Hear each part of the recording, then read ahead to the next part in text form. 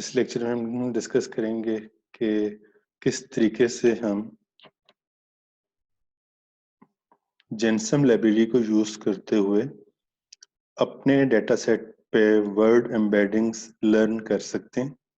उसके लिए हम एक टॉय एग्जांपल लेंगे। मैं आपसे रिक्वेस्ट करूंगा कि आप इन दो ट्यूटोरियल्स को लाजमी देख लीजिएगा। इसमें काफ़ी अच्छी डिटेल्स मेंशन है। सो फॉर्मली डिस्कस स्टार्ट कर लेते हैं कि word embeddings word embeddings is an approach to provide a dense vector representation of words that captures something about their meaning। जैसे कि हमने पहले डिस्कस किया था कि वर्ड एम्बेडिंग्स में हम डेंस रिप्रेजेंटेशन दे रहे होते हैं। डेंस रिप्रेजेंटेशन मींस कि अगर हम एक वर्ड को रिप्रेजेंट करते हैं 100 डायमेंशन से, तो वहाँ पे आपके पास डिफरेंट वैल्यूज हैं और जीरोज उसमें बहुत ही कम है। जबकि वन हॉट एनकोडिंग में आपके पास सिर्फ और सिर्फ एक जगह एक सेल में वैल्यू पड़ी है, बाकी सारे के सारे जीरोज हैं। So word embedding an approach that provides a dense vector representation of word that captures something about their meanings. और क्योंकि ये डेंस रिप्रेजेंटेशन है और इसमें वर्ड्स के कुछ ना कुछ सिमेंटिक्स वहां पे रिप्रेजेंट किए जा रहे होते हैं। Word embedding is an improvement over simple bag of word model। So word embedding approach आमतौर पे जो simple bag of word model है, जहाँ पे सिंपल हम वर्ड काउंट्स देख रहे हैं, फ्रीक्वेंसी देख रहे हैं, इस तरह की चीज़ें देख रहे हैं, उनके निस्बत वर्ड एम्बेडिंग ज़्यादा बेहतर रिजल्ट्स जनरेट करती है। Word embedding works well by using an algorithm to train a set of fixed length, dense, and continuous valued vectors based on a large corpus of text। So इसके लिए हमारे जब आप large corpus of text लेते हैं, तो उस data पे जब आप अपनी वर्ड एम्बेडिंग लर्न करते हैं और उसको यूज करते हुए कोई एनएलपी टास्क सॉल्व करते हैं, तो आपको काफी बेहतर रिजल्ट्स मिल रहे हैं। क्योंकि each word embedding is represented by a point in embedding space and these points are learned and moved around based on the words and their surrounding words. क्यों बेहतर रिजल्ट्स मिल रहे होते हैं?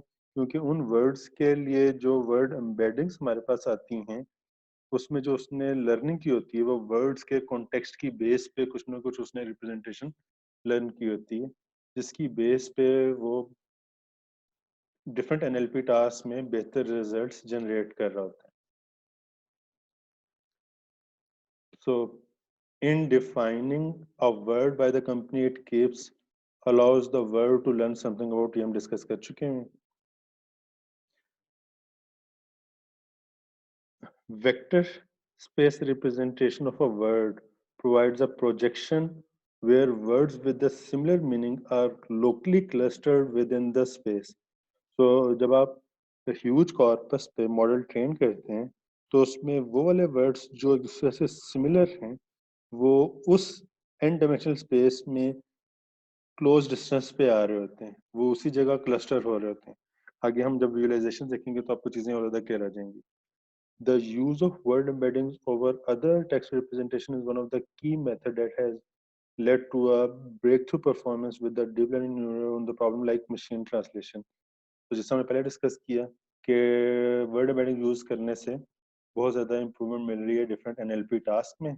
सबसे पहले स्टेप में अगर आप गूगल कोलैब यूज कर रहे हैं, तो आपको जेनसम लाइब्रेरी को इंस्टॉल करना है। उसकी कमांड है sign of exclamation pip install dash upgrade gensim, और आपके पास जेनसम लाइब्रेरी इंस्टॉल हो जाएगी। अगर ऑलरेडी इंस्टॉल्ड है तो आपके पास इस तरीके से रिक्वायरमेंट्स आ जाएंगी। नेक्स्ट, अब हम देखने लगे हैं कि यूजिंग जेनसम लाइब्रेरी आप किस तरह अपने डाटा सेट पे वर्ड एम्बेडिंग्स लर्न कर सकते हैं।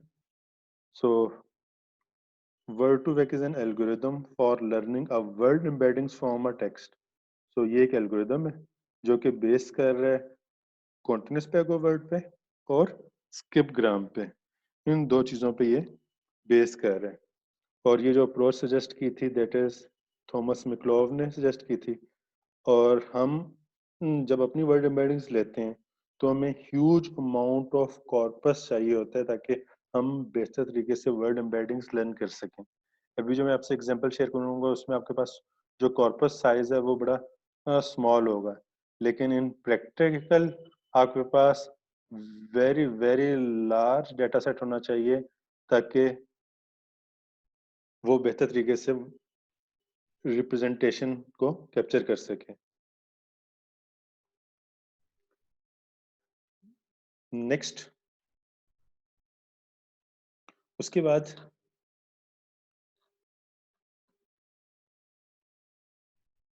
जब भी हम वर्ड एम्बेडिंग्स को यूजिंग जेनसम लोड करेंगे तो आपके पास कॉर्पस होना चाहिए जो कि किसी एक वेरिएबल में होगा। देन आप वर्ड टू वेक की क्लास का कंस्ट्रक्टर कॉल करेंगे और उसमें वो सेंटेंस पास करेंगे और वो मॉडल लर्निंग करना शुरू कर देगा इस डाटा पे जो कि आपने यहाँ पे पास किया हुआ है। अभी एग्जाम्पल से चीज़ें और ज़्यादा क्लियर हो जाती हैं। अब जरा हम अंडरस्टैंड कर लेते हैं वर्ड टू वेक कौन कौन से पैरामीटर्स ले रहे हैं। जैसे कि यहाँ पे आप देख सकते हैं कि जब आप इसको सेंटेंस पास कर रहे हैं तो यहाँ पे each sentence must be tokenized, meaning divided into a words and prepared and perhaps pre-filtered or converted into a preferred case. तो अगर आपने केस फॉर्मलाइजेशन करनी है, स्मॉलर केस करना है, अपर केस करना है, तो आप पहले से इस तरह की प्री प्रोसेसिंग कर लें वर्ड टू वेब को पास करने से पहले। The sentences could be the text loaded into a memory. So आपके पास इनमें जो सेंटेंसेस हैं इसमें मेमोरी में सारा आप डाटा लोड कर सकते हैं, या फिर अगर आपके पास ह्यूज डाटा है तो आप आइटरेटर के through step by step large corpus को लोड करके आप उस पर भी मॉडल ट्रेन कर सकते हैं। सो इसके आपके पास डिफरेंट पैरामीटर्स हैं वर्ड टू वेक के, उनको हम अंडरस्टैंड कर लेते हैं ताकि आपको चीज़ें क्लियर हो जाएं। जो आपके पास यहाँ पे पैरामीटर्स हैं, एक पैरामीटर है साइज। साइज रिप्रेजेंट कर रहा है कि जो आपके पास वर्ड की एम्बेडिंग आएंगी या वर्ड का एक वेक्टर आएगा उसकी डायमेंशंस क्या होने चाहिए, 100 होने चाहिए, 200 होने चाहिए या 300 होना चाहिए। डिफॉल्ट वैल्यू आपके पास यहाँ पे 100 आ रही। फिर उसके बाद है window size. Window size means कि आप कितने कॉन्टेक्स्ट को देख के इन वर्ड्स की एम्बेडिंग्स को लर्न करेंगे। डिफॉल्ट 5 है, या आप 3 कर सकते हैं, डिफरेंट वैल्यूज चेंज कर सकते हैं। नेक्स्ट आपके पास है मिन काउंट। जब आपके पास कॉर्पस ह्यूज होता है, बहुत बड़ा कॉर्पस है, तो देन आपके लिए ये इस तरह का पैरामीटर बहुत ज़्यादा यूजफुल हो सकता है कि आप ये कहते हैं कि वो तमाम के तमाम वर्ड्स जिनकी फ्रीक्वेंसी 5 या 5 से लेस है वो सारे के सारे ड्रॉप हो जाए, लेस देन 5 है वो सारे के सारे ड्रॉप हो जाए। तो अब आपके पास जब मिलियंस ऑफ कॉर्पस होंगे तो जो आपके पास वर्ड्स आ रहे हैं जो बहुत कम फ्रीक्वेंटली अकर हैं वो कंसिडर नहीं होंगे। फिर उसके बाद है एक पैरामीटर वर्कर कि आप जब इसको, क्योंकि ह्यूज कॉर्पस चाहिए और उस पर मॉडल ने लर्न करने, तो आप कितने अपने कोर्स या कितने थ्रेड्स जनरेट करना चाह रहे हैं ताकि वो काम स्पीडली परफॉर्म हो सके। और फिफ्थ पैरामीटर है कि आप वर्ड टू वेक जो बिल्ड करना चाह रहे हैं वो सीबीओ के थ्रू करना चाह रहे हैं, कॉन्टिन्यूस बैग ऑफ वर्ड के थ्रू करना चाह रहे हैं, या स्किप ग्राम के थ्रू। जो डिफॉल्ट वैल्यू है वो है कॉन्टिन्यूस बैग ऑफ वर्ड। सो आप इसको चेंज भी कर सकते हैं। Next example. सो अब आप एग्जांपल को जरा देखें तो चीज़ें और ज़्यादा क्लियर हो जाएंगी। यहाँ पे आप देखें कि हमने सबसे पहले जब जेनसम को इंस्टॉल कर लिया, उसके बाद from gensim dot model import word to vec class को इम्पोर्ट कर लिया। ये हमने एक टॉय ट्रेनिंग डाटा प्रिपेयर कर लिया जिसमें हमारे पास डिफरेंट डॉक्यूमेंट्स आ रहे हैं। ये डिफरेंट डॉक्यूमेंट्स हैं, ये डिफरेंट डॉक्यूमेंट्स हैं। आप ही केस में अगर आप उर्दू पे, रोमन उर्दू पे, पंजाबी पे अपनी वर्ड में जनरेट करना चाह रहे हैं तो आपके पास यहाँ पे डिफरेंट सेंटेंसेस आते जाएंगे। देन अगर आपने मॉडल को ट्रेन करना है तो आपने वर्ड टू वेक में ये अपना डाटा पास कर लिया, क्योंकि ये ट्रेनिंग डाटा बहुत ही कम था, इस वजह से यहाँ पे main count is equal to 1 कर दिया ताकि 1 फ्रीक्वेंसी वाले वर्ड्स भी कंसिडर हो जाए मॉडल। और जब हमने मॉडल को प्रिंट हुआ तो आप ये देख सकते हैं कि इसमें जो यूनिक वोकैबुलरी है वो 14 आ रही है, जो उसका साइज है एम्बेडिंग साइज दैट इज 100, और अल्फा आपके पास जो वैल्यू आ रही है अगेन हाइपर पैरामीटर है that is 0.025। So in steps को यूज करते हुए हमने अपना मॉडल ट्रेन कर लिया। तो आप ये देख सकते हैं ये कितना आसान है, सिंपल वर्ड टू वेक में अपने कॉर्पस पास किया और अब आपके पास ये मॉडल ट्रेन होके आ चुका हुआ है। नेक्स्ट एग्जांपल, नेक्स्ट स्टेप में आप देखिए कि जब आप model dot wv dot vocab करेंगे और इसको लिस्ट में पास करेंगे तो आप वो तमाम की तमाम वर्ड्स जिन पे वो मॉडल ट्रेन हुआ हुआ है आप उन तमाम को भी लुकअप कर सकते हैं। सिमिलरली अब अगर आप किसी एक वर्ड की एम्बेडिंग देखना चाह रहे हैं तो आपके पास जो ऊपर मॉडल आया हुआ था, मॉडल और then square bracket single quote में कोई भी आपके पास वर्ड आ जाएगा सिंगल कोट्स में, तो आप उसकी एम्बेडिंग गेट कर सकते हैं। और उसको फिर आप यूज अब जब आपके पास एम्बेडिंग आ जाएगी तो आप word as an input feature किसी मशीन लर्निंग के एल्गोरिथम के वो नहीं जा रहा होगा, बल्कि एम्बेडिंग्स उसकी एज एन इनपुट फीचर जा रही होंगी और वो उनकी बेस पे लर्निंग परफॉर्म करेगा।